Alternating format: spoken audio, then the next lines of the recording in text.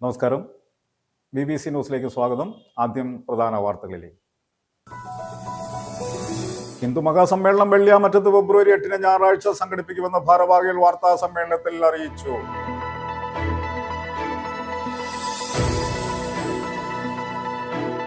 Kerala NGO union east area കമ്മിറ്റിയുടെ നേതൃത്വത്തിൽ casual part time ജീവനക്കാരുടെ കൺവെൻഷൻ നടത്തി.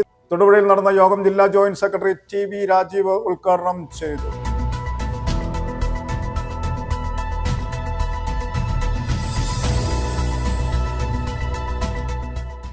നെടുങ്കണ്ടം താലൂക്ക് ആശുപത്രിയിലെ ചികിത്സ അപര്യാപ്തത മൂലം ഒരു ജീവൻ കൂടി നഷ്ടപ്പെട്ടു. ഹൃദയാഘാതത്തെ തുടർന്ന് ആശുപത്രിയിൽ എത്തിച്ച 36-കാരനായ നെടുങ്കണ്ടം കപ്പക്കാലായിൽ നൗഫലിനാണ് ജീവൻ നഷ്ടമായത്.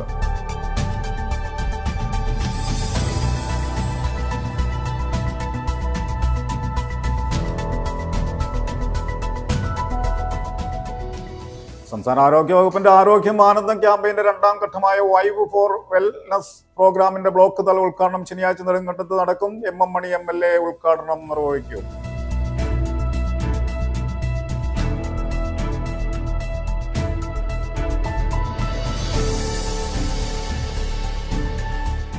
CPM-നെതിരെ ഗുരുതര ആരോപണങ്ങളുമായി കോൺഗ്രസ് നേതൃത്വം. ഇടുക്കി ജില്ലയിൽ രക്തസാക്ഷികളുടെ പേരിൽ കോടിക്കണക്കിന് രൂപ CPM നേതാക്കൾ തട്ടിയെടുത്തു എന്നാണ് KPCC സെക്രട്ടറി MN ഗോപിയുടെ ആരോപണം.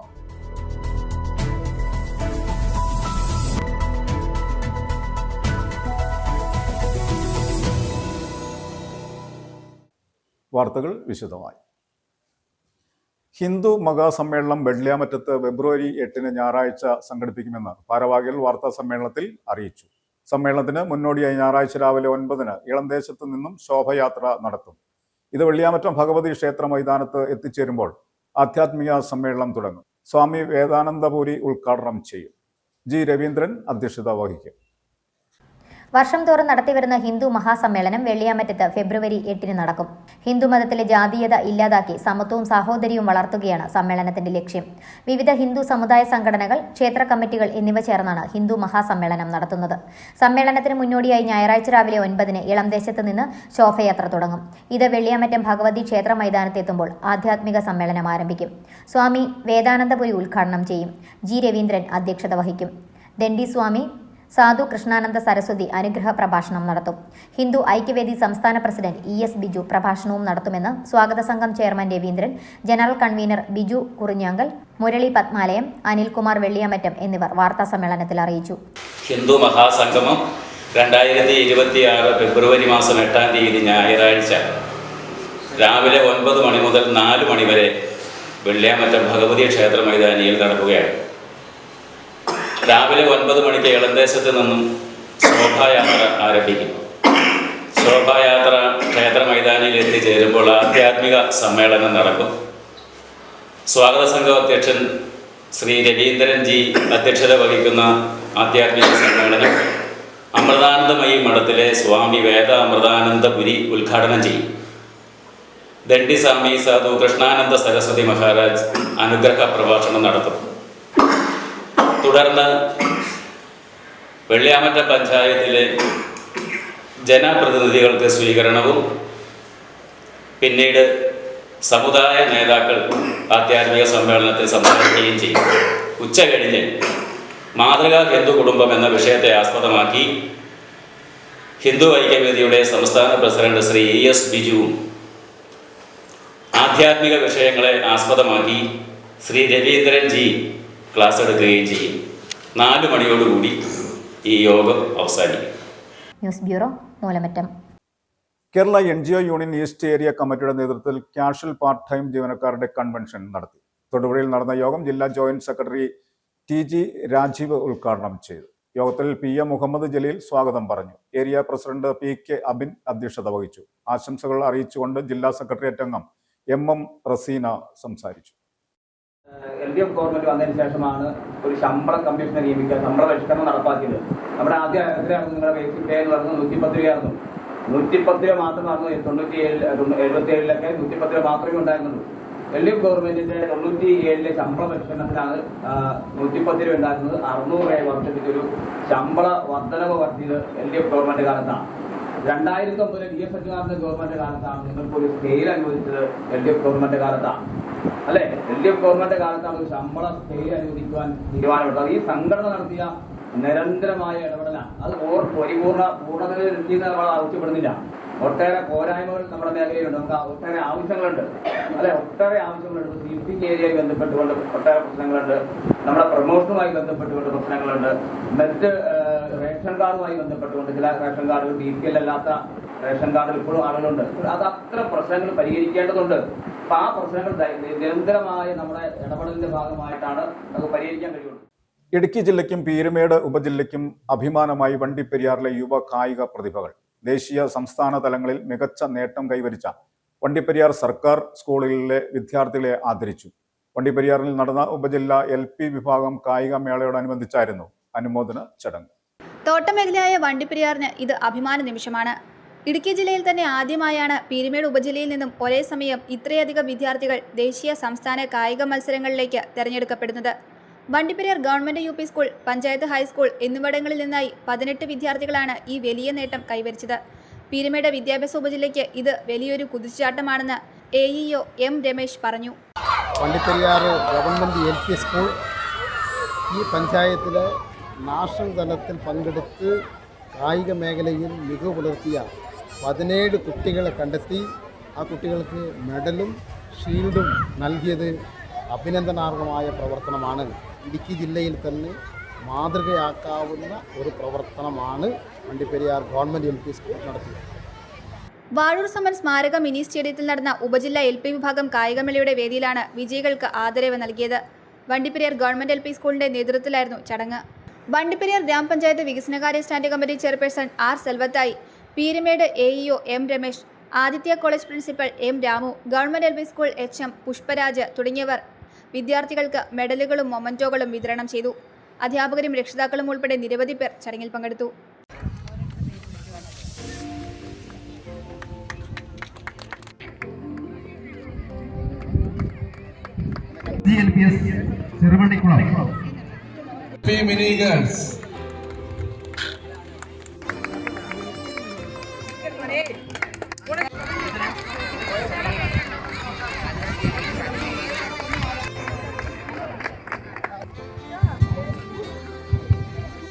അടുത്തത് ER റജി,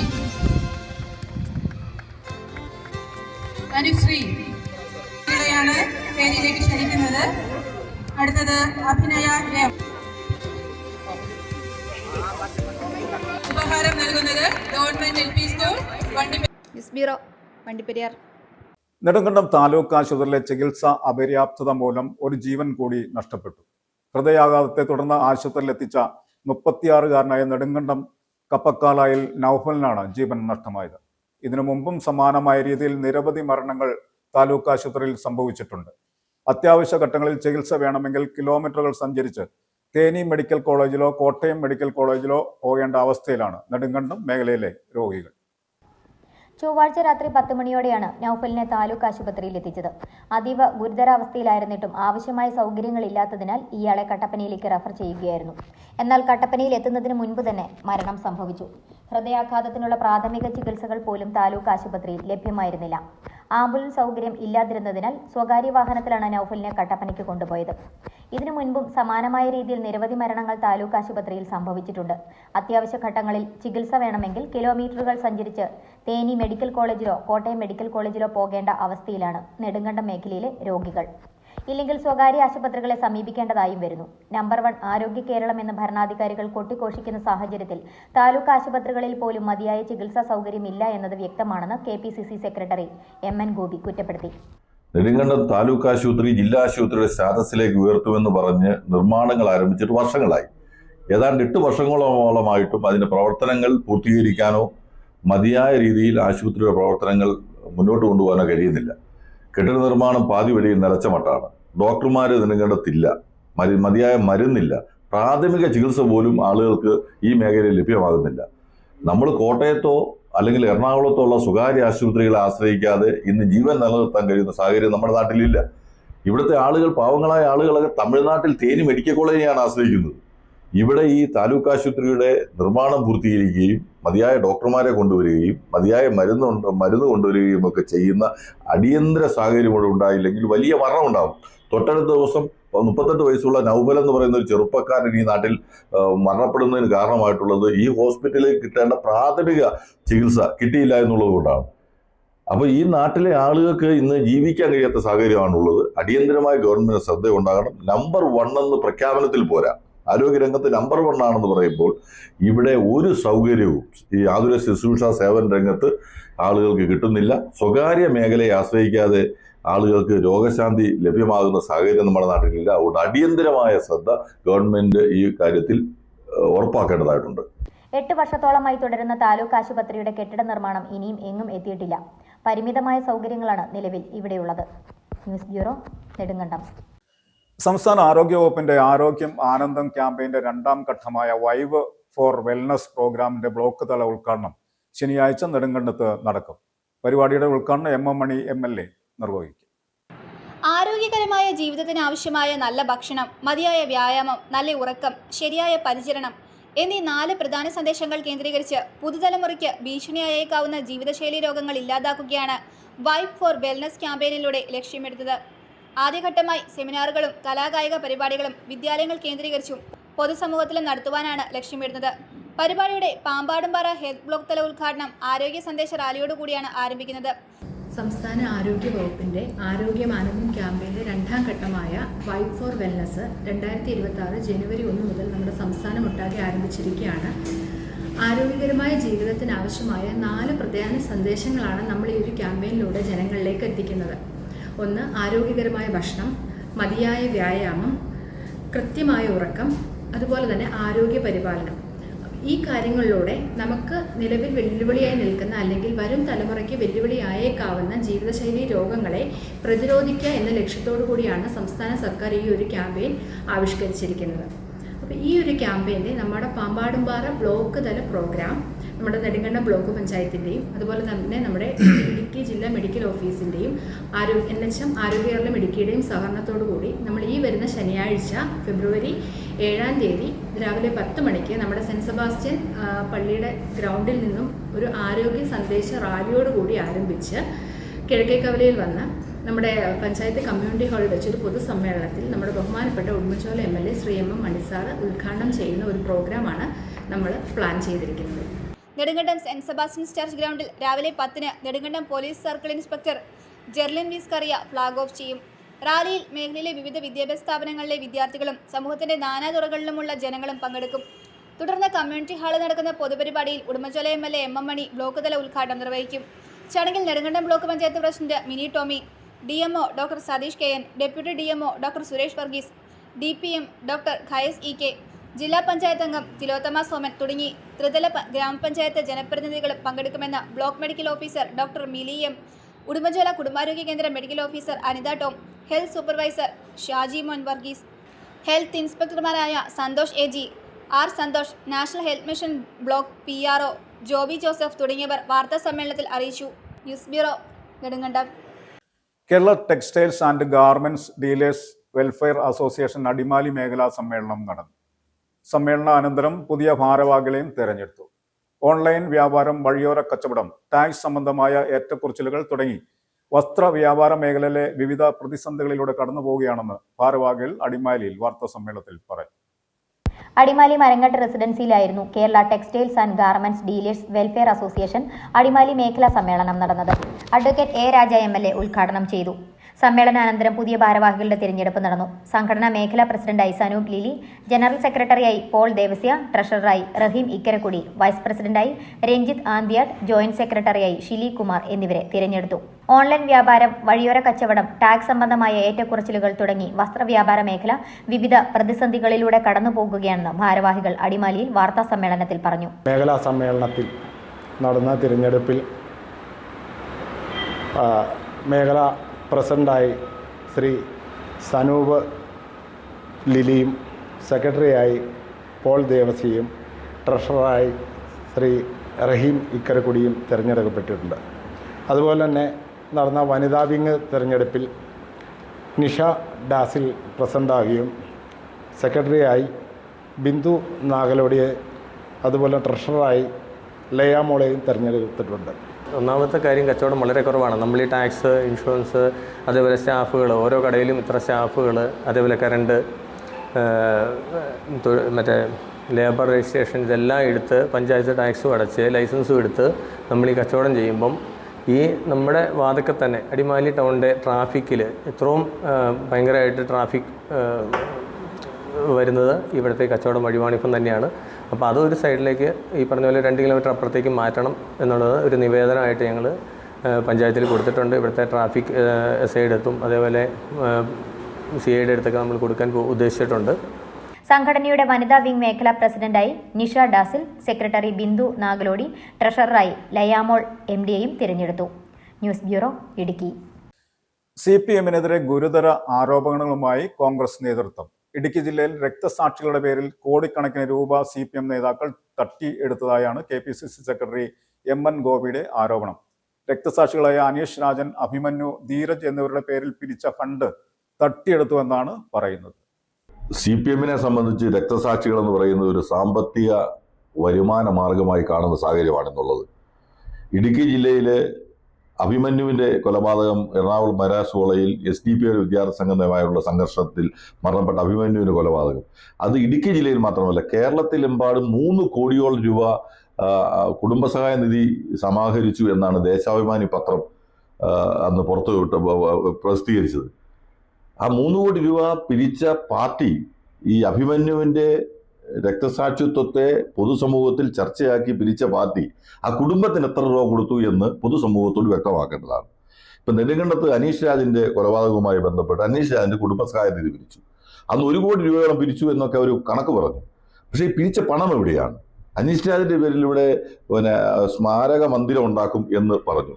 സ്മാരക മന്ദിരം ഉണ്ടാക്കിയോ? ഈ പണം എവിടെയാണ്? അനീഷ് രാജിൻ്റെ കുടുംബത്തിന് എത്ര രൂപ കൊടുത്തു? ആ കുടുംബത്തെ എങ്ങനെയാണ് സഹായിച്ചത്? ഒരു സഹായവും ചെയ്തിട്ടില്ല. ധീരജ് കൊലപാതകം ഉണ്ടായ ചെറുതോണി ധീരജ് കൊലപാതകവുമായി ബന്ധപ്പെട്ട് പൈനാവ് എഞ്ചിനീയറിംഗ് കോളേജിലെ വിദ്യാർത്ഥിയുടെ മരണവുമായി ബന്ധപ്പെട്ട് വലിയ സാമ്പത്തിക സമാഹരണമാണ് നടത്തിയത്. രക്തസാക്ഷി ഫണ്ട് നടത്തി. ധീരജിന്റെ കുടുംബത്തിന് എത്ര രൂപ കൊടുത്തു? കൊടുത്തതിന്റെ ബാക്കി പണം എവിടെ? ആരാണത് ഉപയോഗിച്ചത്? ആരാണത് കൈകാര്യം ചെയ്യുന്നത്? ആ പണം എന്തിനാണ് ഉപയോഗിച്ചത്? ഇത് CPM വ്യക്തമാക്കണം. അവനവന് വേണ്ടിയല്ലാതെ ചുടുരക്തമൊഴുക്കിയ കുലം വിട്ടുപോയവൻ രക്തസാക്ഷി എന്നാണ് CPMകാർ പറയുന്നത്. രക്തസാക്ഷിയെ കുറിച്ച് അവർ പറയുന്നതാണ്. അവനവന് വേണ്ടിയല്ലാതെ ചുടുരക്തമൊഴുക്കി കുലം വിട്ടുപോയവൻ. ആ രക്തസാക്ഷിയുടെ പേരിൽ പണപ്പിരിവ് നടത്തിയിട്ട് ആ പണത്തിന്റെ കണക്ക് പറയാതെ ഇതാരും അപഹരിച്ചു കൊണ്ടുപോകുന്ന സാഹചര്യം കേരളത്തിലെമ്പാടുമുണ്ട്. അതാണ് ഇടുക്കി ജില്ലയിലും കണ്ടുവരുന്നത്. അതുകൊണ്ട് CPMന്റെ ജില്ലാ നേതൃത്വം അഭിമന്യുവിന്റെ പേരിലും ധീരജിന്റെ പേരിലും അനീഷ് രാജിന്റെ പേരിലും പിരിച്ചിട്ടുള്ള പണത്തിന്റെ കണക്ക് അത് പൊതുസമൂഹത്തോട് പറയണം. ഈ പണം ആരാണ് ഉപയോഗിച്ചത്? ഇതാരാണ് പണം എടുത്തിട്ടുള്ളത്? എങ്ങനെയാണ് ഉപയോഗിച്ചിട്ടുള്ളത്? അത് ബോധ്യമാക്കണം. അത് ഈ കാലഘട്ടം പ്രത്യേകിച്ചും ഈ പയ്യന്നൂരിൽ ഉണ്ടായിട്ടുള്ള രക്തസാക്ഷി ധനരാജിന്റെ രക്തസാക്ഷി ഫണ്ട് പിരിവുമായിട്ടുണ്ടായ വിവാദം ചൂടുപിടിച്ച് നിൽക്കുന്ന ഈ കാലഘട്ടത്തിൽ ഇടുക്കിയിലെ കമ്മ്യൂണിസ്റ്റ് മാർക്സിസ്റ്റ് പാർട്ടിയുടെ നേതൃത്വം ആ നയം വ്യക്തമാക്കേണ്ടതാണ്. ദന്തപരിചരണ രംഗത്ത് അത്യാധുനിക ചികിത്സാ സൗകര്യങ്ങളുമായി വൈറ്റ് സ്മൈൽ ഡെന്റൽ ക്ലിനിക്കിന്റെ 2ാമത് സംരംഭം തൊടുപുഴ KSRTC ബസ് സ്റ്റാൻഡിന് സമീപം മണ്ണൂർ ആർക്കേഡിൽ പ്രവർത്തനം ആരംഭിച്ചു. തൊടുപുഴ നഗരസഭാ ചെയർപേഴ്സൺ സാബിറ ജലീൽ ഉദ്ഘാടനം നിർവഹിച്ചു. Vice chairman K Deepak, councillor Athira Joshi എന്നിവർ സന്നിഹിതരായിരുന്നു. ദന്തപരിചരണ രംഗത്ത് അത്യാധുനിക ചികിത്സാ സൗകര്യങ്ങളുമായി വൈറ്റ് സ്മൈൽ ഡെന്റൽ ക്ലിനിക്കിന്റെ 2ാമത് സംരംഭം തൊടുപുഴ KSRTC ബസ് സ്റ്റാൻഡിന് സമീപം മണ്ണൂർ ആർക്കേഡിൽ പ്രവർത്തനം ആരംഭിച്ചു. തൊടുപുഴ നഗരസഭാ ചെയർപേഴ്സൺ സാബിറ ജലീൽ ഉദ്ഘാടനം നിർവഹിച്ചു.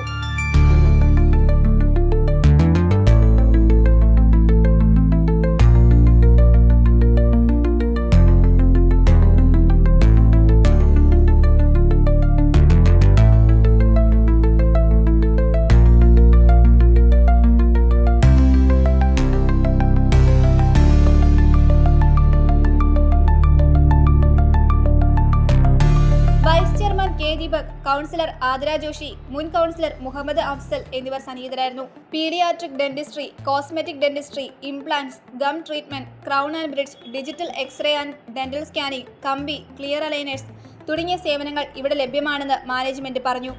ദന്താരോഗ്യം ശാരീരിക ആരോഗ്യത്തിന്റെ ഒരു പ്രധാന ഘടകമാണ്. ആരോഗ്യമുള്ള പുഞ്ചിരി സമൂഹത്തിലെ കൂടുതൽ ആളുകളിലേക്ക് എത്തിക്കുന്നതിന് വേണ്ടി വൈറ്റ് സ്മൈൽ ഡെന്റൽ ക്ലിനിക്കിന്റെ രണ്ടാം സംരംഭം തൊടുപുഴ KSRTC ബസ് സ്റ്റാൻഡിന് സമീപം മണ്ണൂർ ആർക്കേഡിൽ ഇന്നു മുതൽ പ്രവർത്തനം ആരംഭിച്ചിരിക്കുകയാണ്. എല്ലാവരെയും സന്തോഷപൂർവ്വം സ്വാഗതം ചെയ്യുന്നു.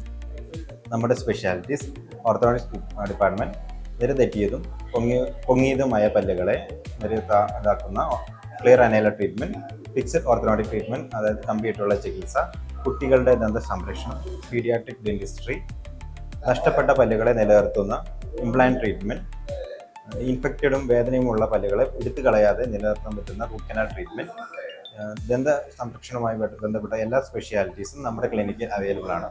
തിങ്കൾ മുതൽ ശനി വരെ രാവിലെ 9 മുതൽ വൈകിട്ട് 6 വരെയാണ് പ്രവർത്തന സമയം.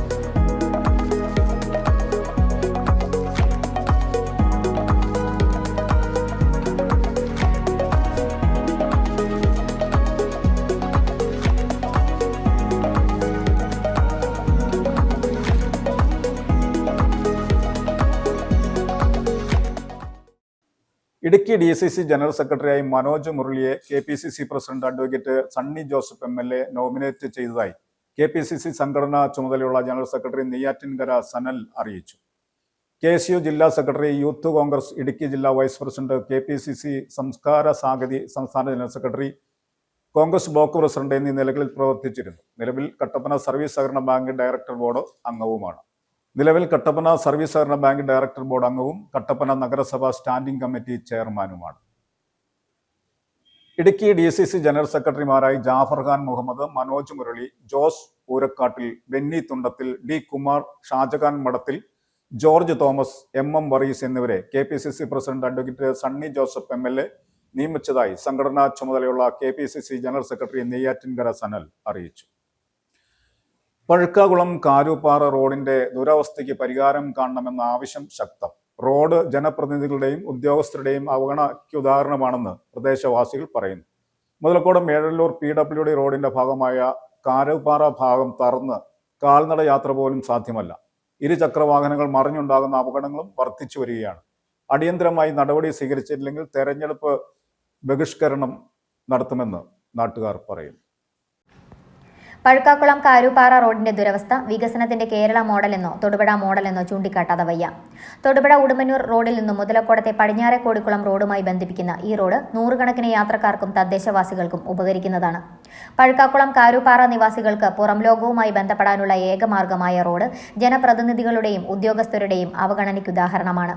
അല്ലസർ മെഡിക്കൽ കോളേജ് ആശുപത്രിയിലേക്കുള്ളവർക്കും ഈ റോഡ് ഏറെ ഉപകരിക്കും.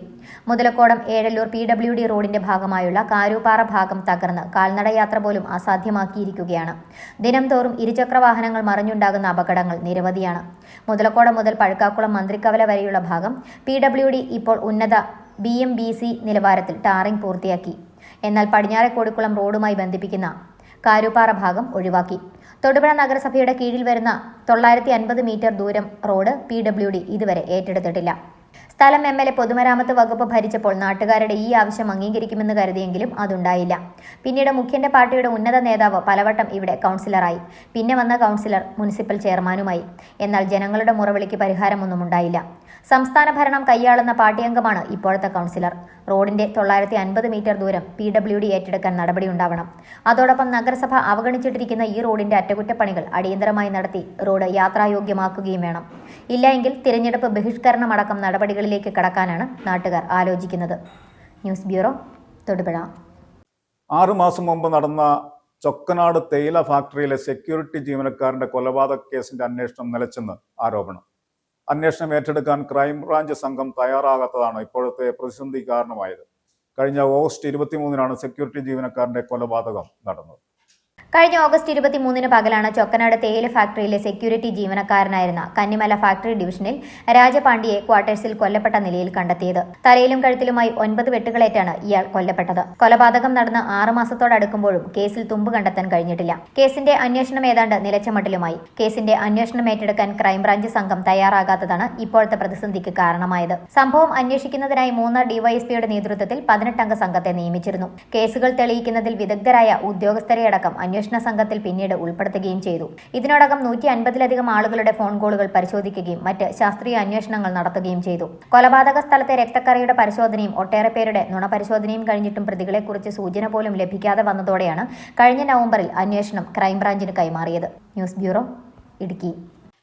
പ്രധാന വാർത്തകൾ ഒരിക്കൽ കൂടി. ഹിന്ദു മഹാസമ്മേളനം വെള്ളിയാമറ്റത്ത് ഫെബ്രുവരി 8-ന് ഞായറാഴ്ച സംഘടിപ്പിക്കുമെന്ന് ഭാരവാഹികൾ വാർത്താ സമ്മേളനത്തിൽ അറിയിച്ചു.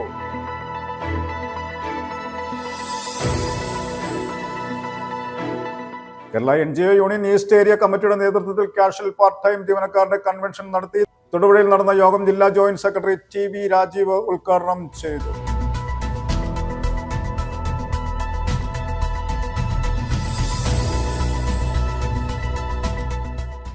നെടുങ്കണ്ടം താലൂക്ക് ആശുപത്രിയിലെ ചികിത്സാ അപര്യാപ്തത മൂലം ഒരു ജീവൻ കൂടി നഷ്ടപ്പെട്ടു. ഹൃദയാഘാതത്തെ തുടർന്ന് ആശുപത്രിയിൽ എത്തിച്ച 36-കാരനായ നെടുങ്കണ്ടം കപ്പക്കാലായിൽ നൗഫലിനാണ് ജീവൻ നഷ്ടമായത്.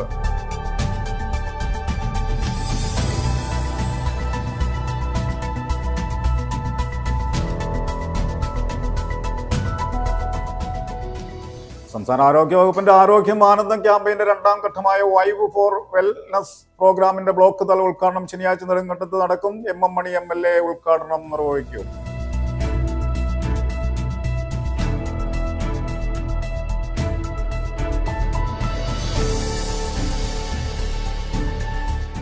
CPM-നെതിരെ ഗുരുതര ആരോപണങ്ങളുമായി കോൺഗ്രസ് നേതൃത്വം. ഇടുക്കി ജില്ലയിൽ രക്തസാക്ഷികളുടെ പേരിൽ കോടിക്കണക്കിന് രൂപ CPM നേതാക്കൾ തട്ടിയെടുത്തു എന്നാണ് KPCC സെക്രട്ടറി MN ഗോപിയുടെ ആരോപണം.